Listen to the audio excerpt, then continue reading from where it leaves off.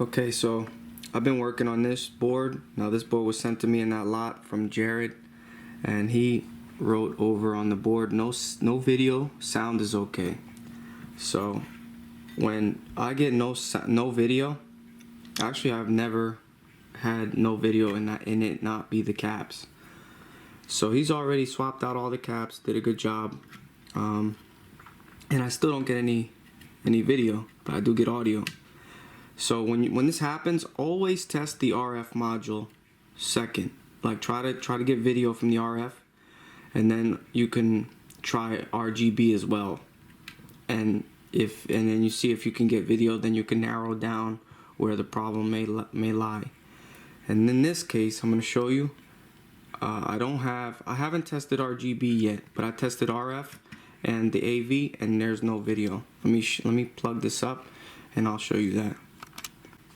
Okay, so I plugged this all up, and the reason why the heatsink is hanging like this is because I might need to get to the RGB encoder chip, and with the heatsink in place properly, I won't be able to.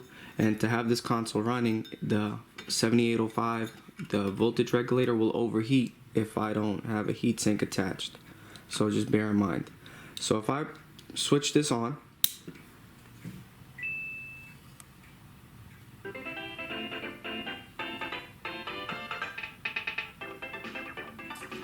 so as you can see, it has sound, but there's no video. So let's try to figure this one out.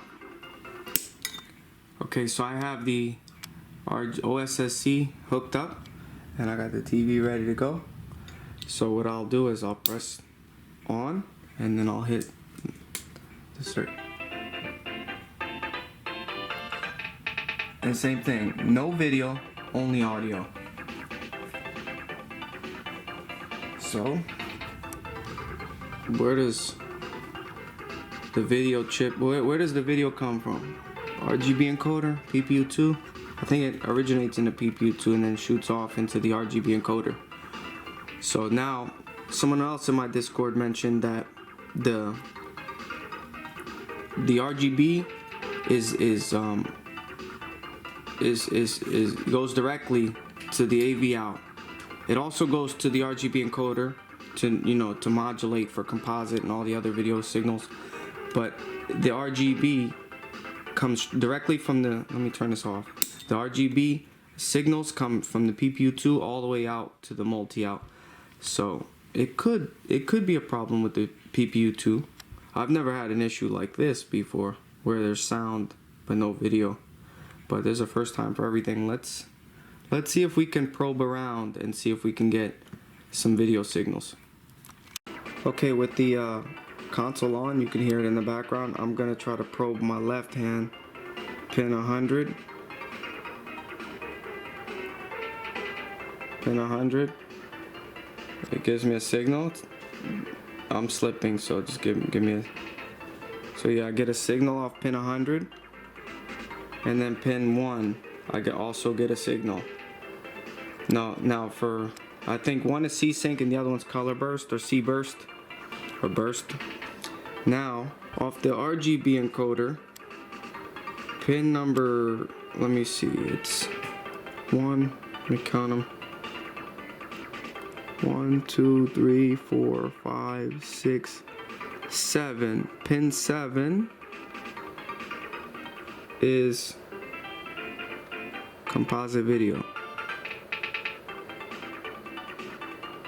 Or wait. It goes up to this via here.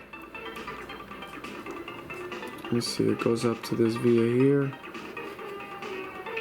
Alright, I'm getting a signal, but I have to adjust my oscilloscope. So let me adjust the video. I'll be right back. Okay, with the console on, I've already adjusted my scope. So this pin, I know it's hard to see, give me a second. Okay.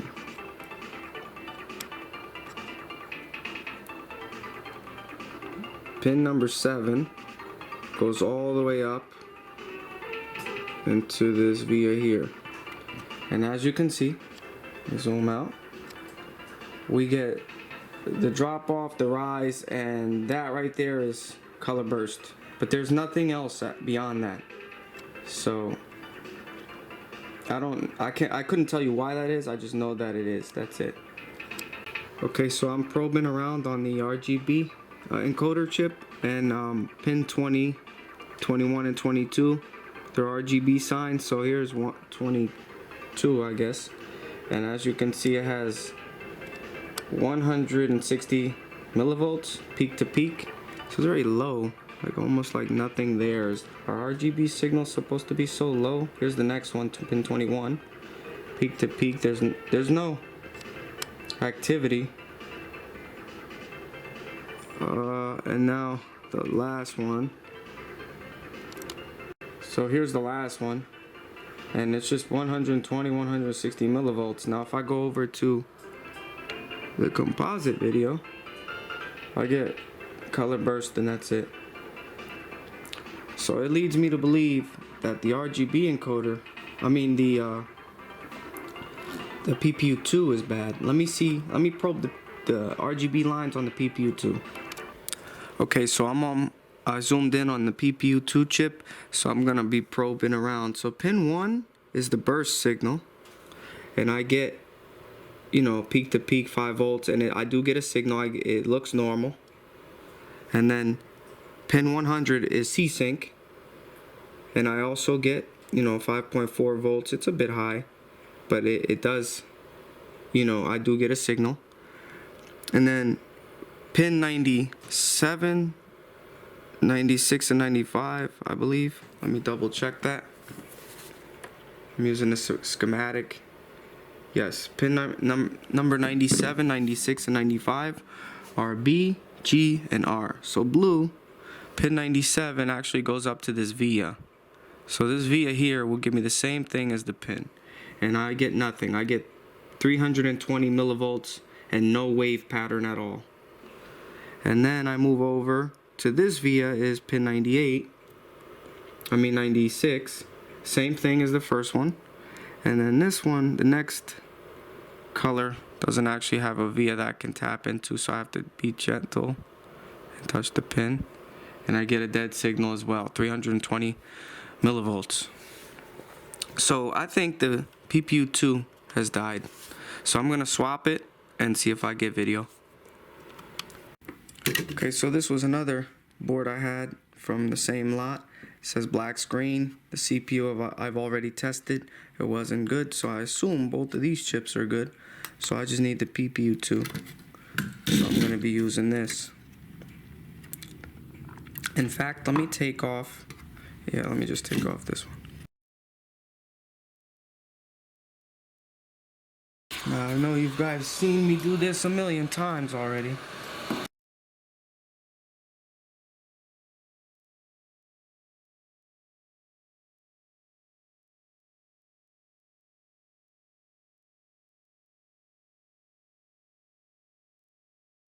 The PPU2 is a little awkward to get in there. Well, I got it out. Still smoking. Alright.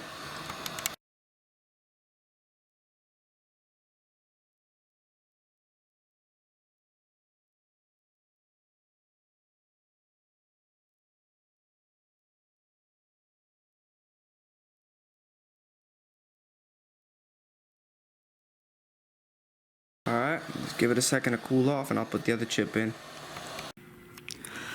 Okay, so now let's put some flux on the board. I just want to clear these pads real quick. Let's get this, some desoldering braid.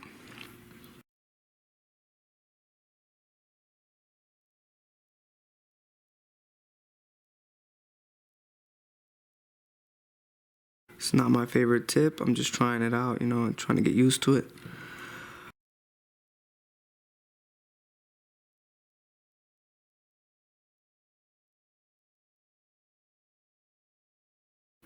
Over everything really lightly. I'm not putting too much force on this.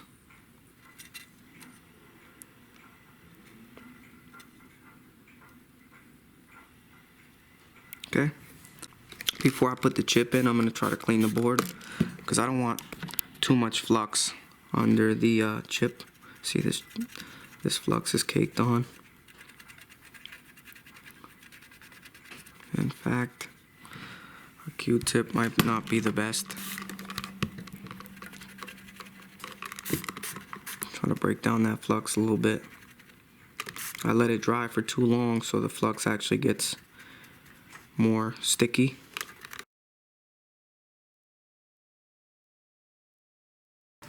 Okay, I'm gonna lay the chip on, and then I'm gonna solder it in place.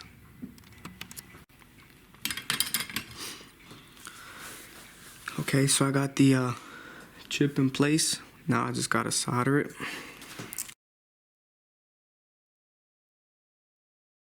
Okay, it's not pretty, but it's in there. So I'll touch it, it won't move. Now,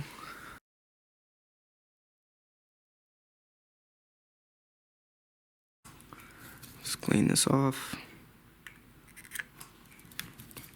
This tip isn't the greatest for wicking away the solder, but let's see if it'll work. That looks pretty good. Let me just reflow everything, make sure everything is soldered well.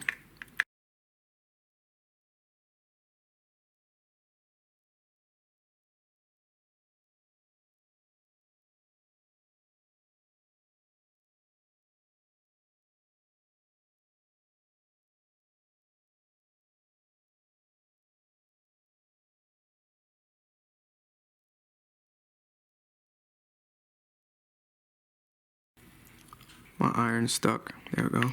I don't like to tear at it. When the iron gets stuck, I just let it heat up and it'll eventually come free.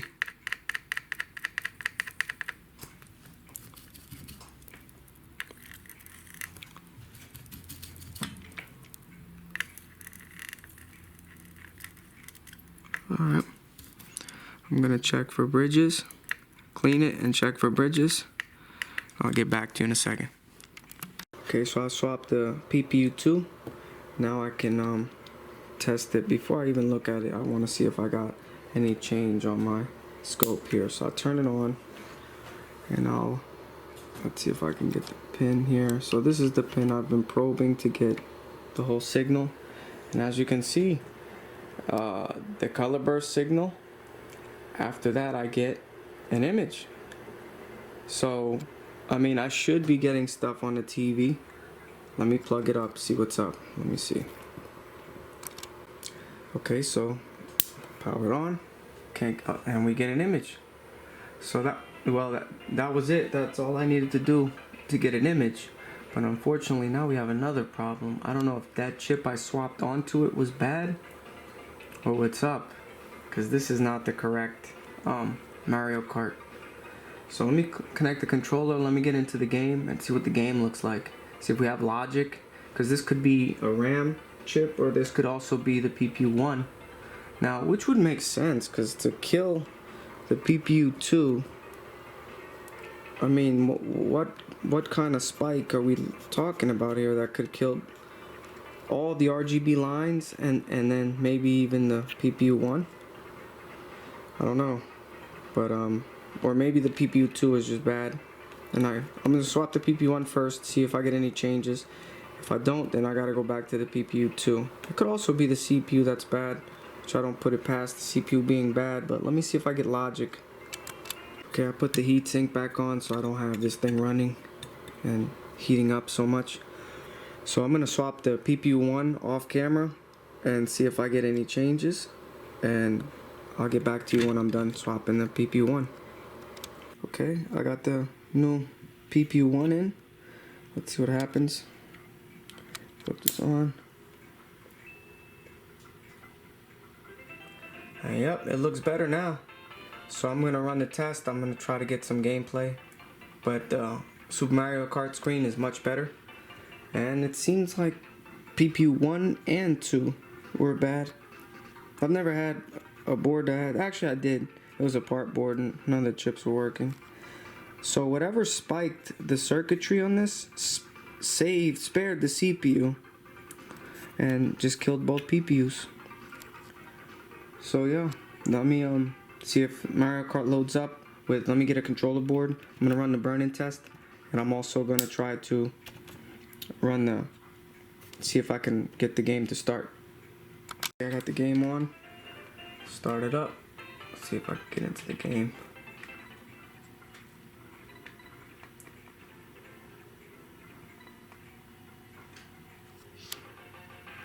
That looks correct. See if it starts and I don't fall off the track. Oh, looks correct. Let me run the burn-in test, see if we have any other issues. Okay, here's the burn-in test. That screen is better. Ooh, wrong test. Test to reset.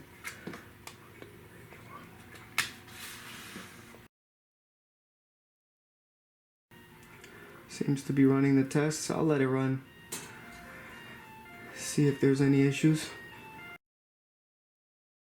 Before the test, it would run and there would be a lot of glitches all over the place.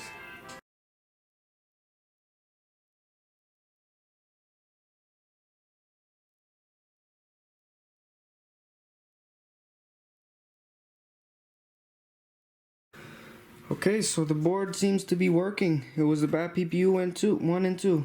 CPU was good though. Alright, I guess that's it for this video. So these two chips, PPU 1 and PPU 2, they're dead.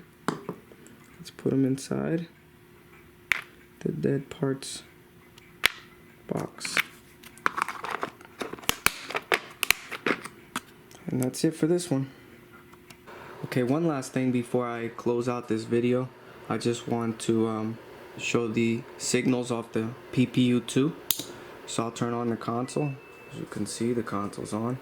I'm recording with my left hand, so bear with me, and my right hand's probing. So like if I won't be able to show, but if I probe pin 100, well, this is either pin 1 or pin 100, I can't really see. Actually, that's pin number 1. I'll still get that signal. And then pin 100, I get that signal. Now if I go back over to the RGB lines, as you can see, the screen I'm getting peak to peak voltage is 2.9, 2.8. So there's a lot of activity on the pin now. I don't know if this is the RG or B, but it's one of them. Here's another one. It's like more activity. So it seems like the PPU 2 is active. Now here's the other pin, the one that's harder to probe. And as you can see, when the screen refreshes, it goes dead and then it comes back to life. Well, my hand slipped. Yeah, see? So yeah, that's just one more thing. I just wanted to point that out.